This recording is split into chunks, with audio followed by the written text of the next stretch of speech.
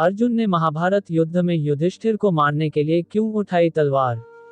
नमस्कार दर्शकों, स्वागत है आपका हमारे YouTube चैनल आध्यात्मिक ज्ञान में।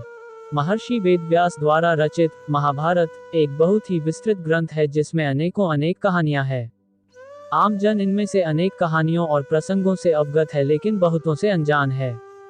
आज हम आपको महाभारत का एक ऐसा ही प्रसंग बताते हैं जब अर्जुन ने अपने ज्येष्ठ भ्राता युधिष्ठिर को मारने के लिए हथियार उठाए थे। आइए जानते हैं आखिर अर्जुन ने ऐसा क्यों किया और इसका परिणाम क्या निकला। महाभारत काल की यह कथा हमें वह समय याद कराती है जब कुरुक्षेत्र युद्ध चल रहा था। ये युद्ध का 17वां दिन था और राजकुमार युधिष्ठिर तथा कर्ण के बीच युद्ध हो रहा था। सभी को इस युद्ध से बेहद उम्मीदें थी कि तभी शस्त्र विद्या में माहिर रहे कर्ण ने युधिष्ठिर पर एक जोरदार वार किया।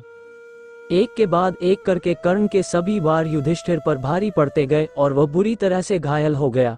अब कर्ण के पास एक मौका था कि वह युधिष्ठिर को मारकर पांडवों की नींव हिलाकर रख दे, लेकिन उसने यह मौका हाथ से जाने दिया। आखिर क्यों?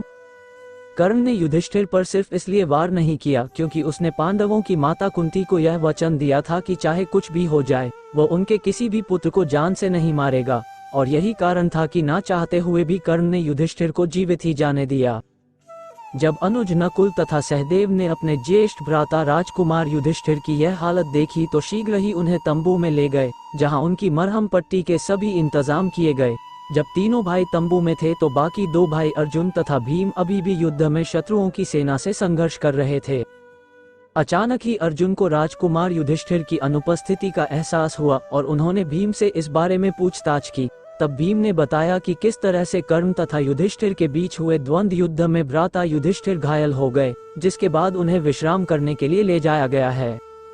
तभी भीम ने अर्जुन से कहा कि वह शत्रुओं को अकेले ही संभाल लेंगे और अर्जुन से आग्रह किया कि वे भ्राता युधिष्ठिर के पास जाएं और उनके स्वास्थ्य का ब्यौरा लें। आज्ञानुसार राजकुमार अर्जुन उस तंबू की ओर चले दिए जहां युधिष्ठिर घायल अवस्था में पीड़ा से जूझ रहे थे। तंबू में लेटे हुए युधिष्ठिर ने अचानक ही अपने अनुज को अपनी ओर आते हुए देखा। अर्जुन को देख उनकी खुशी का ठिकाना ना रहा। वह समझ गए कि हो ना हो अर्जुन युद्ध में कर्ण पर विजय प्राप्त कर उनके पास खुशखबरी लेकर आ रहे हैं। वो अंदर ही अंदर बेहद गर्व महसूस कर रहे थे कि उनकी इस हालत के लिए जिम्मेदार व्यक्ति को उनके अनुज ने दंड दे दिया है और अवश्य ही अर्जुन ने कर्ण को मार दिया होगा, लेकिन युधिष्ठिर सत्य से अनजान थे।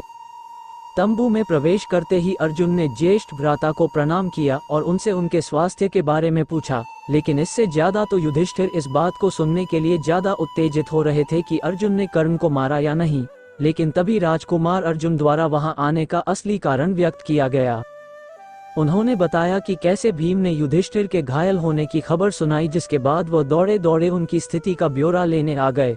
अर्जुन के मुख से सच्चाई सुनते ही युधिष्ठिर अपना आपा खो बैठे। वह सच उनकी भावनाओं को ठेस पहुंचा रहा था। उन्हें ऐसा महसूस हुआ मानो कोई उनके सम्मान को तीर के समान चीरता हुआ जा रहा हो।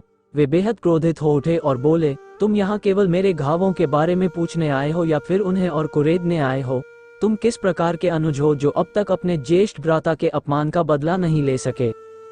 युधिष्ठिर के इन कटु वचनों को सुनकर अर्जुन बेहद शर्मिंदा महसूस कर रहे थे, लेकिन युधिष्ठिर का क्रोध शांत नहीं हो रहा था। वे आगे बोले, यदि तुम मेरे लिए इतना भी करने में असमर्थ हो तो तुम्हारे इस गांडीव अस्त्र का कोई लाभ नहीं है। उतार कर फेंक दो इसे। अपने प्रिय गांडीव अस्त्र की निंदा सुनते ही अर्जुन के मुख पर निराशा वाले भाव पल में ही क्रोध के साथ बदल गए। वह संसार में किसी से भी किसी भी प्रकार की निंदा सुन सकते थे, लेकिन उनके गांडीव के बारे में कोई एक भी अपशब्द बोले, यह उन्हें बर्दाश्त नहीं था।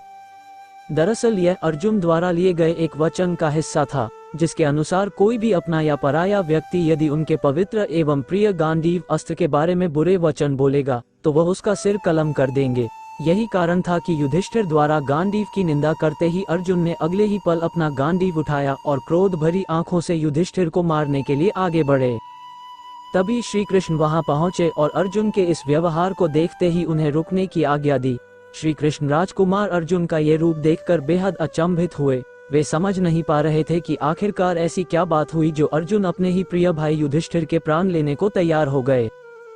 तत्पश्चात अर्जुन ने उन्हें घटना का सार बताया और फिर श्री कृष्ण को समझ आया कि आखिर बात क्या थी।